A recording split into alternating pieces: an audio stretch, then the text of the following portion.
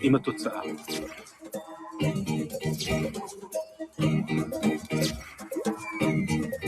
כמעט כל ארוחה שאני אוכל ארוחת צהריים יש בה בשר. כל יום במהלך השבוע יש ארוחה בשר. פחות או יותר פעם ב10 ימים אנחנו נאכל בשר. אני מבשלת כי הילדים אוכלים בשר. אם אני מוציאה לכם בשר מהתרופות. אני לא חושב שזה יכול לקרות דרך אגב. הילדים שלי, אם אין בשר, וזה בשבילהם לא אוכל. לא רואה את זה בלי בשר. לא רואה. לא רואה את החיים שלנו בלי בשר למען האמת.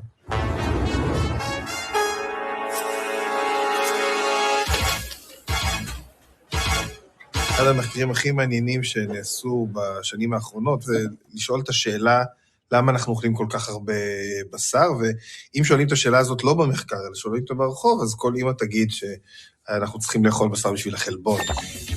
אבל חוקרים ששאלו את עצמם את השאלה הזאת, והסתכלו על מסורות מקומיות, וגם על עדויות פרה-היסטוריות אבולוציוניות, מגיעים למסקנה חד משמעית, שהסיבה העיקרית שבגללה אנחנו צורכים מזון מן החי, היא לא בשביל החלבון, אלא בשביל השומן.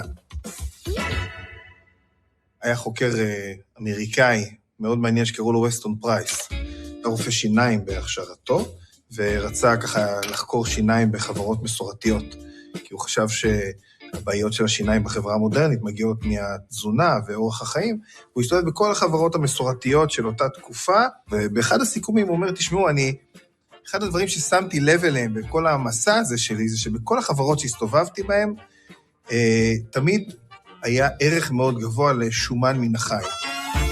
ואני חושב, הוא אומר, ממה שראיתי איך מתנהלת התרבות סביב אותו שומן מן החי, שיש איזשהו חומר בתוך שומן מן החי, שהוא מאוד משמעותי להתפתחות של המוח שלנו. לחומר הזה